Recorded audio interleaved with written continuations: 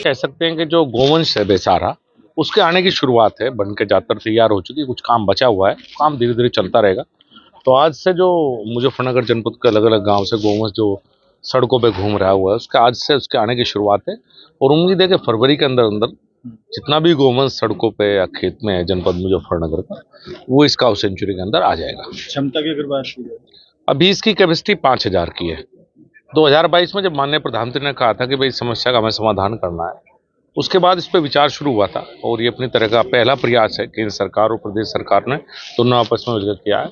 इसके बनाने की सारी जिम्मेदारी केंद्र सरकार के पास थी। करीब 64 करोड़ रुपए का बजट इसमें दिया गया था। एनडीडीबी एक संस्था है केंद्र सरकार की, उसके माध्यम से इसका निर्माण कार्य हुआ है।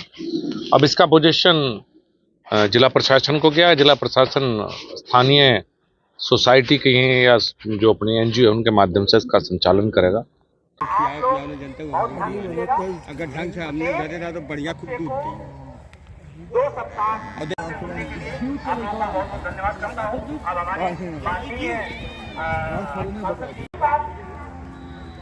हम लोग जब उसको 10 हो जाता है या कोई विशेष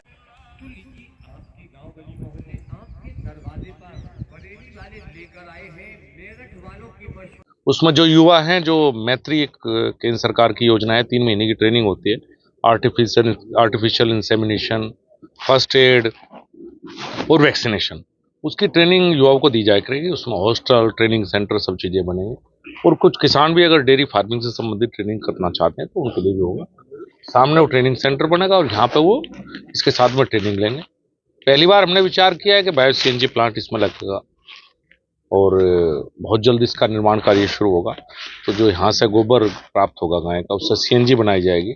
और कोशिश करेंगे कि काउ सेंचुरी का अपना सीएनजी पंप हो जो हाईवे पे लगे, और जिससे लोगों को भी पता लगे कि भाई ये जो सीएनजी आप इस्तेमाल कर रहे हैं ये काउ सेंचुरी के गाय के गोबर से तैयार है, और बचे हुए गोबर से खाद भी बनाया जाएगा। इस तरह की बहुत सी महत्वाकांक्षी भविष्य की योजनाएं हैं।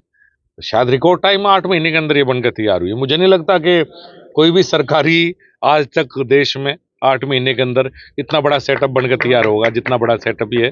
लगातार सबका सहयोग मिला। तुगलकपुर कमेड़ा के ग्रामीणों का विशेष रूप से सहयोग रहा कि ग्राम पंचायत ने हमें जमीन उपलब्ध कराई, और उनका विशेष रूप से बड़ा सहयोग आसपास के क्षेत्र के सभी किसानों ने दिया। चूंकि किसानों की समस्या थी और प्रधानमंत्री की जो पहल थी कि समस्या का समाधान करना है, तो ये पायलट प्रोजेक्ट कहेंगे कि देश में अपनी तरह का पहला है कि बनाई सरकार ने, चलाएंगी स्वयंसेवी संस्थाएं सरकार के सहयोग से।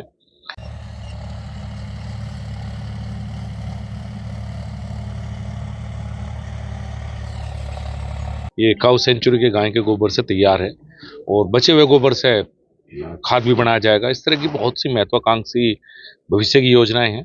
शायद रिकॉर्ड टाइम में 8 महीने के अंदर ये बनकर तैयार हुई है। मुझे नहीं लगता कि कोई भी सरकारी आज तक देश में 8 महीने के अंदर इतना बड़ा सेटअप बनकर तैयार होगा जितना बड़ा सेटअप ये है। लगातार सबका सहयोग मिला। तुगलकपुर कमेड़ा के ग्रामीणों का विशेष रूप से सहयोग रहा कि ग्राम पंचायत ने हमें जमीन उपलब्ध कराई। और